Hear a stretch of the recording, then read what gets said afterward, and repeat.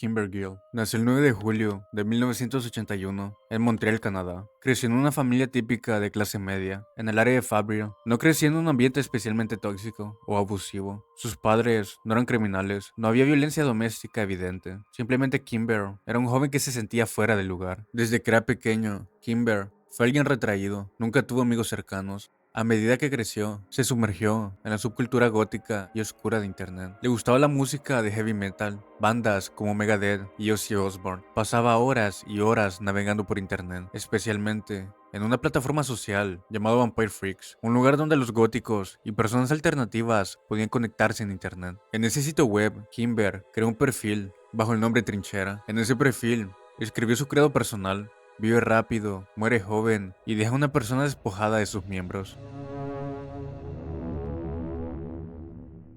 Publicó 55 fotografías de sí mismo. En esas fotos aparecía posando con artefactos de fuego, objetos punzantes de caza, vistiendo una gabardina negra y borceguís oscuros. En una de esas fotografías escribió: listo para la acción. En otra, la ira y el odio hierve dentro de mí. Cuando subió una foto sosteniendo un artefacto de fuego, la acompañaba con esta nota: creo que tengo una obsesión con los artefactos de fuego. Pero más importante que sus fotos eran sus palabras. Kimber escribía constantemente en su blog. Se describía a sí mismo como el ángel de la muerte y que no gustaba de la gente. Odiaba a los deportistas, a los buenos estudiantes, la música country y el hip hop. Escribía cosas como el trabajo pesa, la escuela, la vida.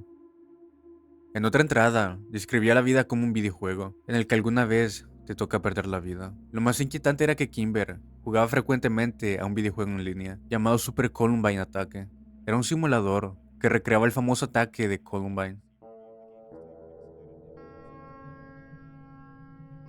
En algún momento, Kimber intentó enlistarse en las fuerzas canadienses. Pasó un mes en entrenamiento básico en una base militar, pero lo abandonó antes de completarlo. Nunca recibió entrenamiento con artefactos de fuego, pero esto no lo detuvo de obsesionarse con dichos artefactos. Se unió a un club de tiro legítimo en Montreal, donde fue miembro durante aproximadamente un año. Compró artefactos legalmente.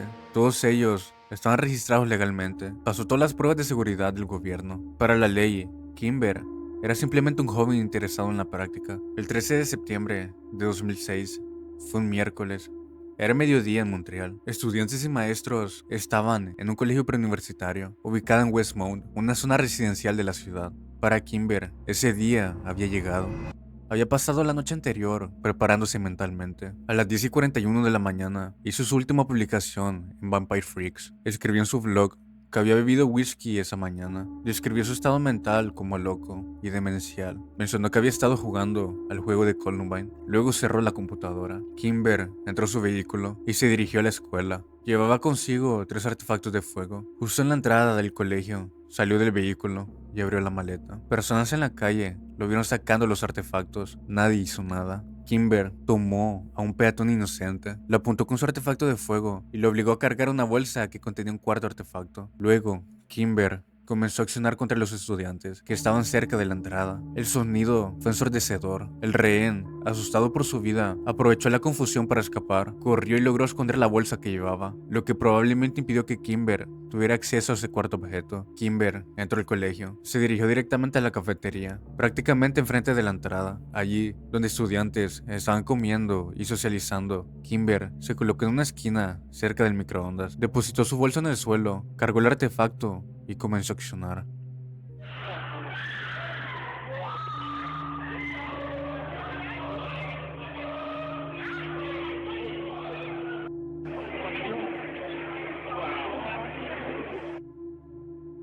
Estas primeras acciones fueron contra el suelo, como si estuviera probando su herramienta. Luego, apuntó a 2 estudiantes que estaban enfrente de él, Joel y Jessica. Accionó contra ellos sin decir ninguna sola palabra. Kimber recargó. Obligó a los demás estudiantes a tenderse en el piso. Luego continuó con su ataque. No había método en su forma de actuar. Accionaba en contra de los estudiantes de forma totalmente aleatoria. El caos estalló en la cafetería. Estudiantes gritaban, algunos corrían, otros se tiraban al suelo intentando protegerse. Kimber, vestido con su gabardina negra y borceguíes oscuros, con una vestimenta igual a los atacantes de Columbine, continuó con su ataque. Pero Kimber no estaba solo. La policía fue alertada rápidamente. Los oficiales entraron a la cafetería donde estaba Kimber. Se enfrentó con ellos. Durante ese enfrentamiento, la policía le hirió en el brazo. Kimber sabía que todo había terminado. Levantó su artefacto de fuego directamente hacia él y todo terminó. Cuando finalizó todo, una estudiante estaba sin vida. Se llamaba Anastasia de Sousa. Tenía entre 18 y 22 años. Existe una discrepancia en los registros y perdió la vida en los pasillos del colegio. 19 personas más resultaron heridas. 6 de esas heridas fueron tan graves que requirieron cirugía inmediata. Los investigadores trabajaron rápidamente. Más de 100 investigadores se entrevistaron con aproximadamente 300 testigos. Querían comprender qué había motivado a Kimber a realizar el ataque. No había una razón aparente. La burla de compañeros fue descartada. Descubrieron que Kimber no era estudiante de Dawson, ni siquiera tenía contacto con alguien que estudiara o trabajara ahí. La policía incautó la computadora de Kimber, analizaron su perfil en el blog, descubrieron sus 55 fotografías, sus entradas del blog, su obsesión con los artefactos de fuego, y vieron que jugaba videojuegos que simulaban ataques. Leyeron sus declaraciones de odio, ira y depresión. Luego, descubrieron sus últimas publicaciones, las entradas en su blog, el 13 de septiembre, el mismo día del ataque, cerca de las 10:41 de la mañana. Esas fueron sus últimas palabras públicas. Después de eso, pasó a la acción. Los investigadores confirmaron que no había ninguna advertencia previa que pudiera haber evitado el ataque. Su actividad en internet, aunque extremadamente perturbadora, no habían sido monitoreadas por las autoridades. Nadie sabía que Kimber estaba planeando. Cuando sacó su artefacto de fuego en la calle, el transeúnte que lo vio pasó de largo. No fue hasta que escucharon el sonido del artefacto de fuego.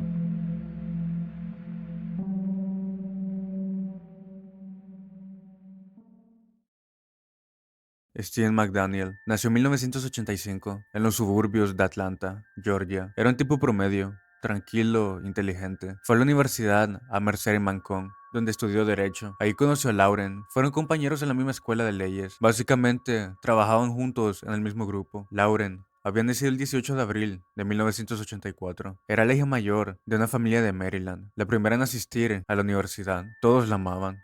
En el otoño de 2008, después de que ambos iniciaron sus carreras de estudiantes de Derecho, terminaron como vecinos. Vivían en el mismo complejo de apartamentos. Fueron vecinos durante 3 años, viviendo de lado a lado, pero Steven tenía algo muy oscuro ocurriendo en su cabeza. Mucho antes de conocer a Lauren, cerca del otoño de 2007, cuando todavía era un estudiante pregrado, Steven le contó a su compañero de cuarto sobre una fantasía. Le describió en detalle cómo cometería el crimen perfecto. Atacaría a alguien, mencionó. Luego, le despojaría de sus miembros, lo dispersaría por todas partes, por los bosques, para que nadie nunca lo encontrara. Y terminó diciendo, nunca me atraparían. Cuando su compañero de cuarto le preguntó por qué, Steven fue claro. Porque no tengo conciencia, disfrutaré del poder. Quiero establecer dominancia sobre mi víctima. Quiero sentir el poder de tener la vida de alguien en mis manos. También mencionó un método específico. Dijo que usaría cloroformo para dopar a su víctima. Dijo que se colaría en algún lugar, la sometería y luego haría lo que tenía en mente. Esta conversación ocurrió en 2007.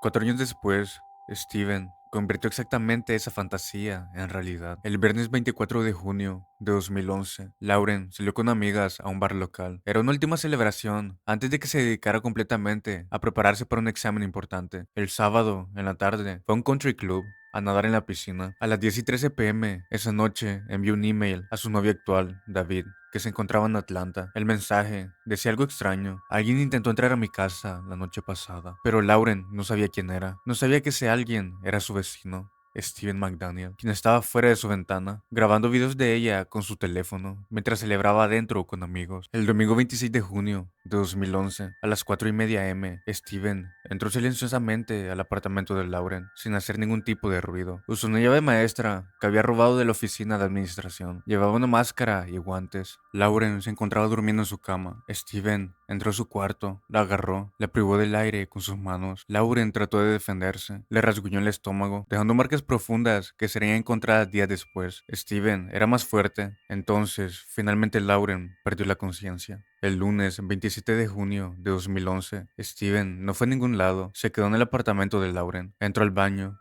Agarró una sierra que había comprado específicamente para ese momento. Empezó a cortarla. Seccionó su cuerpo en varias piezas. El baño se convirtió en una escena de película. El líquido rojo estaba por todas partes. La bañera se llenó de este fluido. Después de terminar, Steven metió el torso de Lauren en una bolsa de basura. Luego, tomó una bolsa y la puso en el contenedor de basura que estaba a unos metros de su apartamento. Ciertas partes fueron los contenedores de basura del campus de la escuela. Estos restos nunca fueron encontrados. Mientras Steven estaba cometiendo este acto, se le ocurrió un toque final. Entró a su laptop y envió un email desde su cuenta, pero no se lo envió a nadie, simplemente lo dejó allí, esperando a ser descubierto. En el email pretendía ser alguien preocupado por Lauren, pero el email nunca fue enviado a nadie. El miércoles 29 de junio, 3 días después de que fue atacada, la hermana de Lauren notó que no estaba respondiendo a los mensajes. Llamó a su amiga Ashley. Ashley tenía una llave de repuesto y decidió entrar al apartamento de Lauren. Lo primero que notó fue que todo estaba allí: su identificación, su laptop, su cartera y sus llaves. Pero Lauren no estaba. El apartamento olía raro, pero Ashley no sabía por qué. El jueves 30 de junio, en la madrugada, un investigador llamado Steve llegó al apartamento de Lauren. Mientras salía del edificio,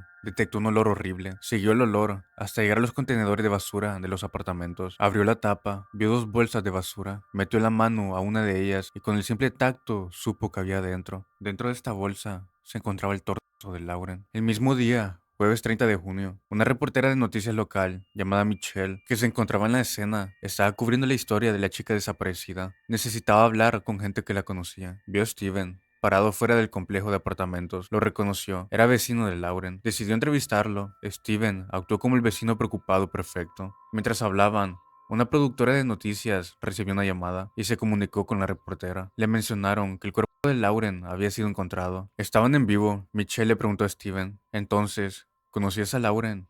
Steven respondió: Lauren es una buena persona. Nadie sabe dónde está. Luego Michelle le dice: acaban de encontrar su cuerpo. Está en un contenedor de basura. En ese momento, se pudo apreciar el momento exacto donde la realidad golpeó a Steven. Sus ojos se llenaron de sorpresa. Su cuerpo se puso completamente rígido. Solo pudo decir: cuerpo.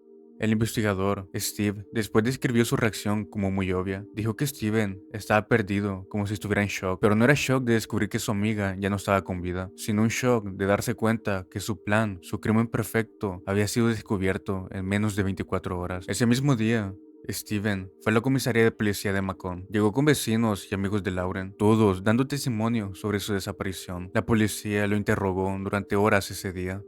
Inicialmente, Steven se negó a que la policía buscara en su apartamento. Dijo: es el abogado dentro de mí. Siempre voy a proteger mi espacio. Estaba apelando a los derechos legales, pero al poco tiempo permitió que un detective entrara. Fue durante esa búsqueda que todo empezó a encajar. Los perros de búsqueda de la policía fueron traídos a su apartamento. Inmediatamente indicaron algo. Los investigadores buscaron el área donde los perros habían señalado. Encontraron ropa de interior de mujer, que después descubrieron que era de Lauren. En su dormitorio encontraron 2 llaves. Una era la llave maestra a todos los apartamentos.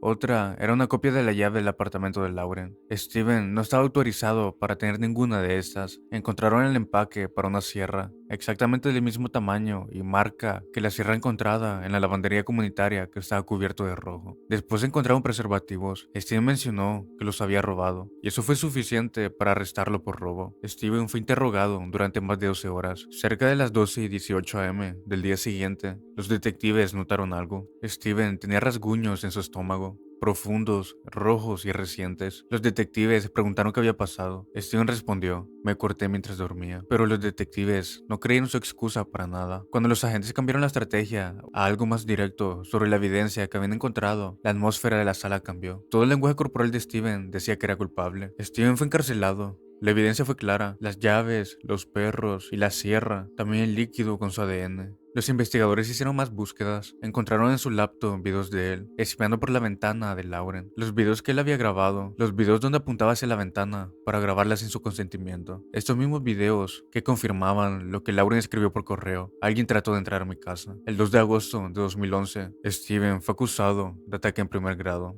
Finalmente Steven fue condenado a cadena perpetua. Dylan Roof nació el 3 de abril de 1994 en Columbia, Carolina del Sur. Su padre Franklin era carpintero y su madre Amelia trabajaba como camarera. Los padres se divorciaron cuando Dylan tenía apenas 5 años. Su padre se volvió a casar con una mujer llamada Paige Mann. A pesar de esto, la relación fue tensa y violenta. Paige denunció que Franklin la maltrataba de forma verbal y física, por lo que eventualmente se divorciaron después de 10 años de matrimonio. Durante su infancia, Dylan asistió a 7 escuelas diferentes. Esto no era casualidad, cambió constantemente de un lugar a otro, lo que lo hacía una persona solitaria, sin conexiones sólidas con sus compañeros. Cuando llegó a los 9 años, ya se había diagnosticado que padecía un trastorno obsesivo compulsivo. A los 13 años, dejó de ir a la escuela. Su madrastra Paige declaró que Dylan pasaba el tiempo jugando videojuegos y consumiendo sustancias. Vivió alternativamente en la casa de sus padres y su madrastra, pero fue criado principalmente por Paige. Cuando su hermana se casó, él ni siquiera respondió a la invitación. Básicamente Dylan era un joven desconectado del mundo, sin amigos cercanos, sin familia que lo contuviera realmente. Todo cambió a mal. Cuando a los 18 años, Dylan empezó a leer sobre el caso de Trayvon Martin. Trayvon era un adolescente afroamericano que fue atacado por George, un vigilante vecinal, en 2012, en Florida. El caso generó protestas masivas por parte de la comunidad negra, pero para Dylan, todo esto fue alentador para lo que ya estaba creciendo dentro de él, un odio profundo hacia los afroamericanos. En el manifiesto racista que escribió y publicó en internet, bajo el seudónimo El Último Rodesiano, Dylan explicó su evolución hacia el supremacismo blanco. Escribió que no se crió en un entorno racista, pero que viviendo en el sur, casi todas las personas blancas tienen una pequeña cantidad de conciencia racial. Luego afirmó que los afroamericanos representaban un problema existencial para Estados Unidos. Creía que los negros estaban tomando el control del país y que estaban atacando a los blancos cada día en las calles. Dylan no era un activista tradicional, no pertenecía a ningún grupo organizado de odio. Era un joven solitario, aislado, que navegaba por internet y absorbía propaganda supremacista. En febrero de 2015, registró un sitio web llamado 𝚜𝚎𝚌𝚒𝚕𝚎, en referencia a la antigua República de Rodesia, un régimen racista que gobernó mediante la minoría blanca hasta 1980. En ese sitio publicó más de 60 fotografías de sí mismo. Aparecía posando con un artefacto de fuego, portando banderas, quemando la bandera de Estados Unidos e incluso visitando lugares históricos del sur. Pero Dylan no quería ser solo un supremacista blanco que hablaba en internet, quería actuar.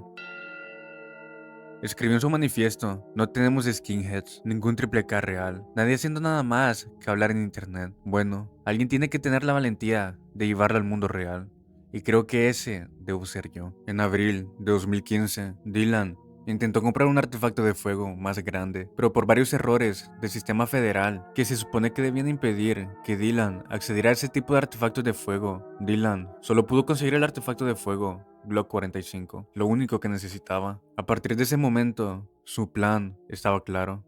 Eligió Charleston porque era, según sus propias palabras, la ciudad más histórica de Carolina del Sur y porque tenía la mayor proporción de negros sobre blancos en el país. Investigó la iglesia metodista episcopal africana Emanuel. Era una de las iglesias afroamericanas más antiguas de Estados Unidos, un lugar con una larga historia de activismo. Descubrió que cada miércoles y domingo había clases de estudio bíblico. Todo estaba planificado. La noche del 16 de junio de 2015, Dylan cargó su artefacto de fuego. A la mañana siguiente, el 17 de junio, condujo más de una hora desde Columbia hasta Charleston. Cerca de las 7:05 de la tarde, Dylan entró en la iglesia Emanuel. Llevaba una bolsa oscura que contenía su artefacto de fuego y 7 cargadores extra. Dentro de la iglesia había cerca de 12 o 13 personas participando en la clase de estudio bíblico semanal. Clementa Pinckney, pastor de 41 años y senador estatal de Carolina del Sur, lideraba la sesión. Claramente, era una figura importante en la comunidad. Cuando Dylan entró, nadie lo vio como una amenaza. Se sentó con ellos durante aproximadamente 15 minutos. El artefacto de fuego era visible, pero nadie dijo nada. Nadie lo cuestionó. Fueron amables con él. Compartieron versos de la Biblia. En su confesión posterior, Dylan reconoció: casi no lo hago. Habían sido amables conmigo. Pero Dylan estaba dispuesto a cumplir con su objetivo. Después de estar 15 minutos sentados, se levantó de su silla.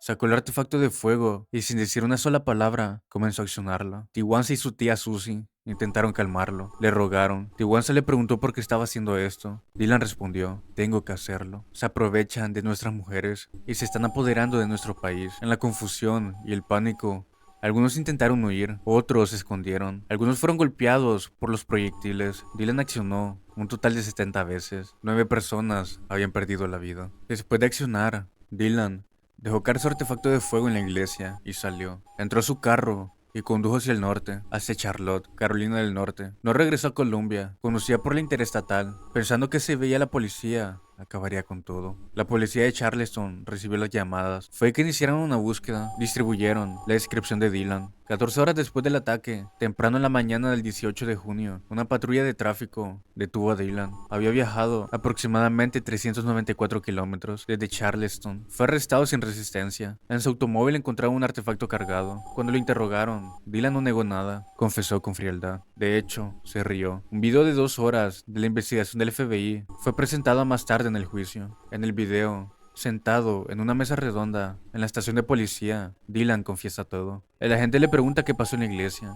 Dylan responde: fui a esa iglesia en Charleston y bueno, lo hice. Cuando le preguntan cuántas personas le quitó la vida, Dylan guarda silencio un momento y dice: si tuviera que adivinar, quizás 5. Realmente no estoy seguro. El agente continuó y le preguntó a Dylan si le había dicho algo a las víctimas antes de hacer el acto. Creo que dije algo como: no me hables, o algo así. Mencionó que su artefacto era visible, grande y pesado, y que pensó que lo verían, pero no pasó nada. Así que se quedó sentado, pensando si realmente debía hacerlo. Así que finalmente decidió que sí. El 19 de junio de 2015, 3 días después del ataque, las autoridades descubrieron el sitio web Las Russian. Los funcionarios confirmaron que el sitio fue registrado en febrero de 2015, a nombre de Dylan Roof. Lo importante: el manifiesto fue modificado por última vez el 17 de junio de 2015, el mismo día del ataque, a las 4:44. Eso significa que Dylan está editando su declaración supremacista, incluso pocas horas antes de ir a la iglesia. Fue condenado a la pena capital por el mismo jurado. Dylan actualmente está esperando a recibir la inyección letal.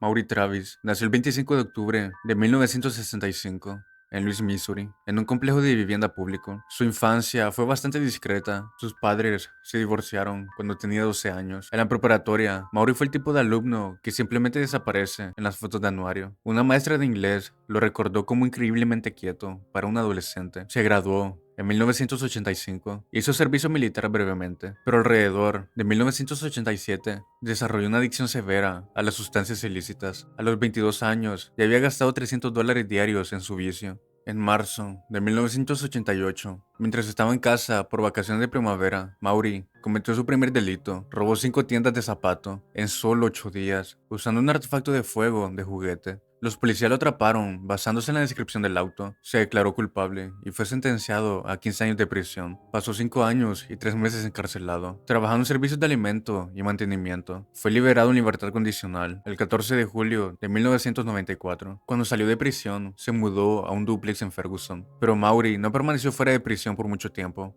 Rompió con su libertad condicional 2 veces más por posesión de sustancias. Fue a la cárcel nuevamente, de febrero de 1998 a enero de 1999, y luego de nuevo a finales de 2000.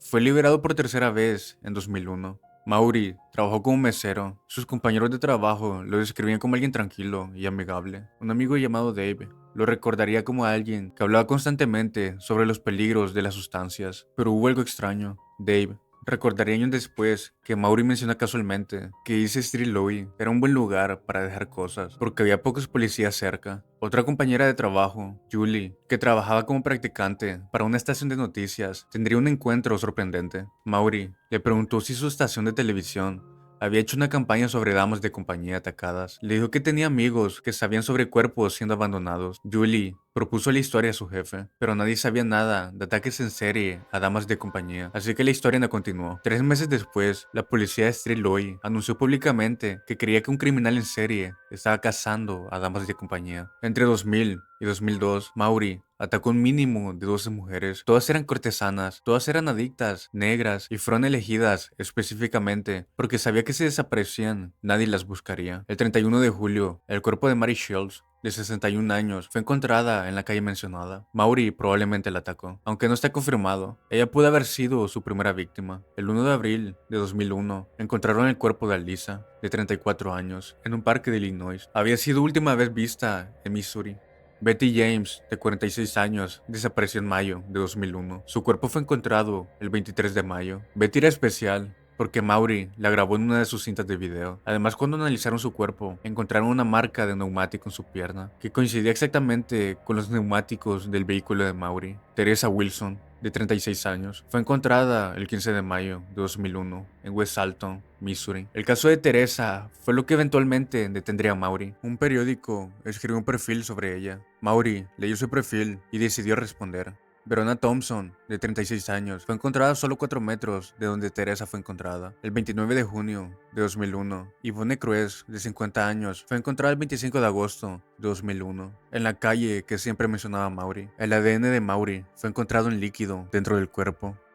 Brenda, de 33 años, fue encontrada el 8 de octubre de 2001, también en la misma calle, con el ADN de Mayuri. Además de estas, hay al menos 3 más identificadas, solo recientemente mediante análisis genético: Kelly Johnson, Crystal Lee y Coral Hembley. Sus cuerpos fueron encontrados entre 2002 y 2025. Hay también 4 mujeres cuyos esqueletos fueron encontrados, pero no descubrieron sus nombres. Mayuri operaba con una rutina bastante sistemática. Estacionaba su auto en la zona de damas de compañía y levantaba a las chicas, las llevaba a su casa. Al principio les daba sustancias y tenían intimidad. Algunas se iban en ese punto, pero otras no. Lo que sucedió después era que Mayuri las llevaba al sótano de su casa. Ese sótano no era un sótano normal. Mayuri lo había convertido en algo completamente diferente. Una cámara de sometimiento. Las atacaba con cuerdas o esposas. Les cubría los ojos con cintas adhesivas y luego empezaba. Lo más horrible del caso es que Mayuri filmó sus crímenes. De hecho, creyó que era una buena idea documentar todo. La cinta principal que encontraron fue etiquetada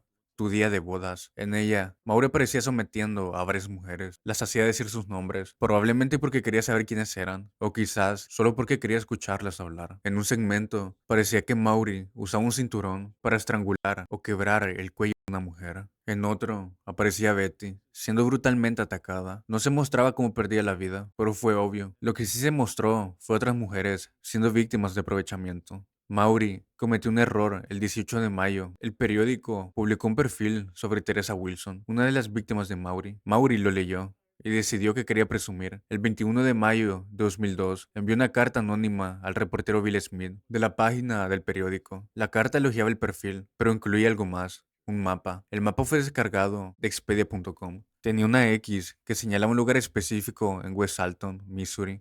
El mensaje decía: "Te diré dónde están muchos otros para probar que soy real. Aquí están las direcciones al número 17". Mayuri no sabía que ese mapa dejaría un rostro digital. Los detectives miraron el mapa y se dieron cuenta de que había venido de Expedia.com. Llamaron al FBI. El FBI contactó a Expedia. Expedia dijo que los mapas eran proporcionados por Microsoft y entonces obtuvo una orden de allanamiento para Microsoft. Una vez ahí, le mencionaron al FBI lo siguiente: una computadora descargó un mapa de West Alton entre 18 y 21 de mayo. La dirección de IP era esta. Microsoft no pudo proporcionar el usuario, así que el FBI decidió ir a una compañía que proporciona números de teléfonos para servicios de internet. La compañía buscó la dirección IP para la noche del 20 de mayo. Encontraron el usuario MSN Mayuri Travis. Cuando la policía golpeó la puerta, Mayuri estaba durmiendo, pero cuando le dijeron por qué estaban allí, él asintió, como si ya lo supiera. Sabía exactamente por qué habían venido. Fue llevado a la comisaría. Pasó las siguientes 8 horas siendo interrogado. El sargento Tim fue el primero en hablar con él. Trató de mantener una conversación casual. Le preguntó dónde había crecido. Mayuri respondió: "¿Dónde creciste tú?". Tim le preguntó qué había hecho de niño. Mayuri respondió: "Nada.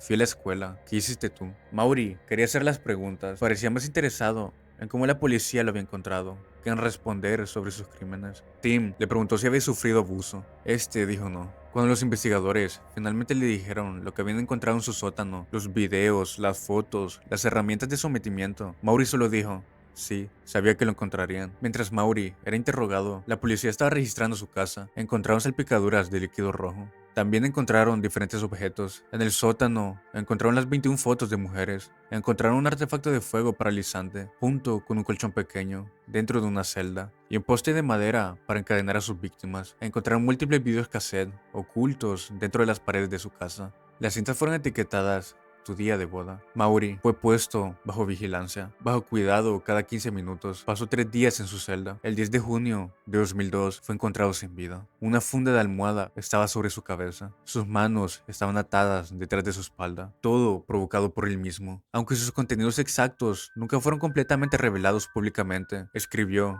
que prefería perder la vida que enfrentar una sentencia fulminante o cadena perpetua.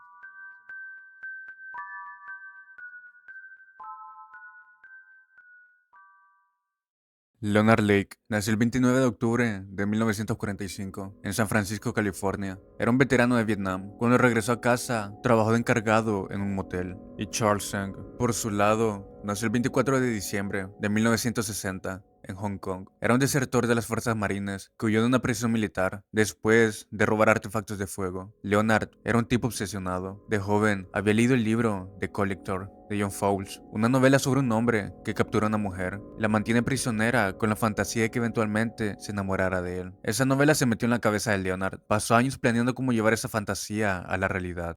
Construyó un búnker en la propiedad de su ex esposa, en Wilseyville, un pequeño pueblo en las colinas Calaveras de County, a unos 150 kilómetros al este de San Francisco. Ese búnker se convirtió en lo que los investigadores después llamarían la mazmorra de Lake. El plan de Leonard llegó a un punto óptimo cuando Charles salió de la cárcel militar en julio de 1984. Se encontraron de nuevo en el área de la bahía de San Francisco y Charles se mudó con Leonard. Casi inmediatamente empezó una cadena de ataques que durarían exactamente 11 meses y tomarían la vida de entre 11 y 25 personas. Leonard llamó este plan como Operación Miranda, en referencia a la víctima del libro que lo inspiró, aunque se sospecha que fueron más personas. La mayoría de los crímenes ocurrieron entre julio de 1984 y junio de 1985. Una de las primeras víctimas fue Donald Lake, el hermano menor de Leonard. Donald tenía 31 años y padecía una discapacidad mental desde que fue atropellado por un tren. Leonard generó un odio a su hermano porque su cuidado requería toda la atención de su madre. En diciembre de 1982, Leonard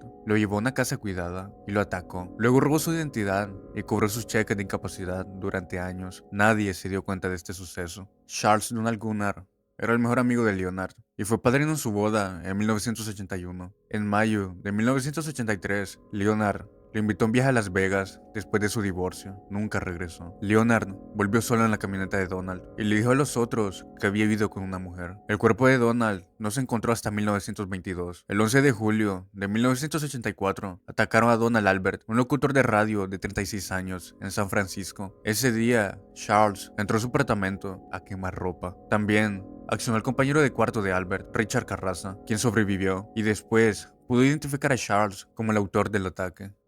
El 25 de julio de 1984, 𝚑𝚘𝚘𝚎, de 30 años, desapareció junto a su esposa, Deborah, de 33 años, y su hijo de 1 año, Christopher. Esa noche, Deborah estaba hablando por teléfono con una amiga cuando tocaron la puerta. Le dijo a su amiga que tenía que colgar porque 2 hombres acababan de llegar. Eso fue lo último que se supo de ellos. Los investigadores encontraron equipo de video robado a la familia de Deborah en la cabaña de Leonard. Fue lo que Leonard usó para grabar sus crímenes posteriores. Paul Steven, de 39 años, vendedor de autos, desapareció el 2 de noviembre de 1984, después de ir a mostrar su auto a un posible comprador extraño. Sus restos nunca fueron encontrados, pero su coche se convirtió en un problema para Leonard. El 12 de abril de 1985, Michael Sin, de 22 años, desapareció junto con su novia, Kathleen Elizabeth, de solo 18 años. Michael era un antiguo compañero de Charles. Ese día, Michael le dijo a Elizabeth que tenía que salir y nunca volvió. Elizabeth recibió una llamada en su trabajo diciéndole que Michael estaba en un lago, posiblemente herido. Cuando fue a investigar, se metió en un coche con Leonard y desapareció. El 19 de abril de 1985, algo brutal ocurrió. Looney Wayne, de 27 años, vivía a solo 50 metros de la cabaña de Leonard. Looney vivía con su novia Brenda y su hijo de 1 año, Looney Wayne Jr. También estaba con ellos Robin Scott, de 26 años, amigo de Looney. De repente los 4 desaparecieron. Los investigadores después descubrieron que Leonard y Charles atacaron rápidamente a Looney y al bebé, pero mantuvieron a Brenda con vida para someterla. Su cuerpo no fue encontrado hasta 2025, identificado mediante genealogía genética. Lo retorcido de este caso fue que Leonard decidió grabar todo. Después de atacar a la familia de Deborah, robó su equipo de video. Luego, Leonard grabó sistemáticamente los sometimientos que él y Charles realizaban a sus víctimas, especialmente a mujeres. La cinta más infame fue etiquetada como 𝚒𝚐𝚎𝚎, la señorita Seme. En esa cinta, que se mostró en el juicio de Charles, casi 14 años después, se podía ver a Leonard sometiendo a varias mujeres. Una de ellas era Brenda O'Connor. En el video, Charles estaba cortando la ropa de Brenda. Le decía con un tono completamente frío: puedes llorar y todo, como el resto de ellas, pero no hará bien ninguno. Somos bastante fríos, por así decirlo. Don't cut it, girl. Nothing is yours now. You're totally ours. Mientras tanto, Brenda rogaba una y otra vez: ¿qué hicieron con mi bebé? ¿Dónde está mi bebé? Leonard había acabado con su hijo de 1 año, enfrente de ella. En otra parte de la misma cinta, aparecía Kathleen Allen, sentada en una silla. Leonard se acercaba a ella y le advertía: si no cooperas con nosotros, probablemente te llevaremos a la cama, te ataremos, nos aprovecharemos de ti y te enterraremos. En la cinta también aparecía Deborah, siendo atacada de una manera brutal. Leonard también grabó la construcción de su búnker, filmó cómo construía la mazmorra donde mantenía a las mujeres cautivas, documentaba cada paso, cada herramienta, como si estuviera haciendo un tutorial. La última grabación significativa fue hecha en abril de 1985, pocos meses antes de que todo terminara. En esos videos finales se veía a Leonard en su punto más desconectado, hablando sobre sus planes, sus fantasías, sus necesidades. En una entrada de video grabada en octubre de 1984, decía sin ningún remordimiento: lo que quiero es una pareja íntima, lista para usar, una esclava. No hay manera de evitarlo. Primero una esclava íntima, pero también una esclava física. Put her away. Lock her up in a little room. Get her out of my sight, out of my life. Slave. There's no way around it. El 2 de junio de 1985, Charles y Leonard entraron a la South City, en South San Francisco. Charles vio una prensa de trabajo por $75 y decidió robarla. Un empleado lo vio y llamó a la policía. Charles lanzó la prensa al maletero de un carro y salió corriendo. Leonard quedó atrapado. Entonces, los policías llegaron en minutos. Cuando los oficiales abrieron el maletero para inspeccionar, encontraron la prensa robada y un artefacto de fuego, calibre 22, con un silenciador ilegal. Detuvieron en ese momento a Leonard. Cuando los policías le pidieron su licencia, algo no cuadraba. La foto en la licencia era de un tipo completamente diferente. El nombre en la licencia era Robin Scott, un hombre de San Diego que había sido reportado desaparecido hace semanas. Además, la placa de matrícula del carro era de Lonnie Bond, otro desaparecido. El número de VIN estaba registrado Paul, el vendedor de autos que había desaparecido en 1984. Lo que pasó después fue clave. Un detective entró a la sala donde tenían a Leonard. Le había dejado papel, lápiz y un vaso de agua, como si fuera lo más normal del mundo. Leonard escribió una breve nota dirigida a su ex esposa. Luego tragó una cápsula de cianuro que había cocido cuidadosamente dentro de su ropa. Su cuerpo empezó a convulsionar violentamente. Fue llevado de emergencia a un hospital, pero nunca recuperó la conciencia. Perdió la vida el 6 de junio de 1985. Charles salió corriendo, voló a Chicago bajo el alias Mikey Moto, luego a Detroit y finalmente cruzó la frontera canadiense. Vivió en pobreza en un refugio.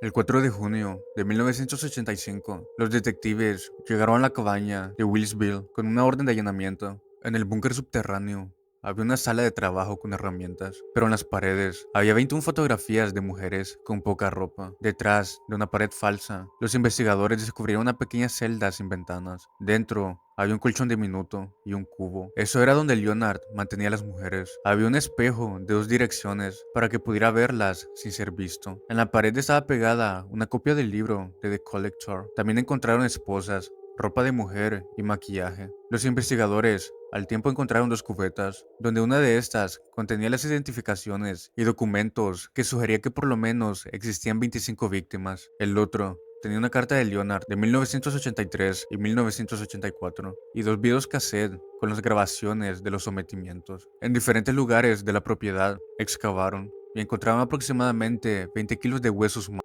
quemados y triturados. Estos pertenecían al menos de 11 personas. Charles vivía como fugitivo en Canadá. El 6 de julio de 1985, menos de un mes después de haber huido, fue arrestado después de intentar robar una lata de salmón. Cuando un guardia de seguridad lo confrontó, sacó un artefacto de fuego, accionó sobre la mano del guardia. A pesar de estar herido, el guardia lo desarmó y detuvo a Charles hasta que llegó la policía. Charles fue condenado en Canadá, pasó 4 años y medio en la cárcel, pero California lo quería por los ataques y querían acabar con él. Peleó la extradición. Argumentó que Canadá no tenía pena de muerte y sería injusto enviarle a un país donde sí la había. La batalla legal duró 6 años. El 26 de septiembre de 1991, la Corte Suprema de Canadá falló contra Charles. Los registros indican que fue extraditado apenas 18 minutos después de la sentencia. El juicio de Charles comenzó en octubre de 1998. Fue condenado de 11 a 12 cargos. Culpó a Leonard. Dijo que solo fue un observador pasivo. Dijo que fue forzado. Cuando le permitieron testificar, se puso de pie frente a la corte y repitió lo mismo, que Leonard fue quien hizo todo, que él solo seguía órdenes. El juez lo escuchó y lo condenó de todas formas. Al día de hoy, Charles sigue en prisión. Tiene 65 años.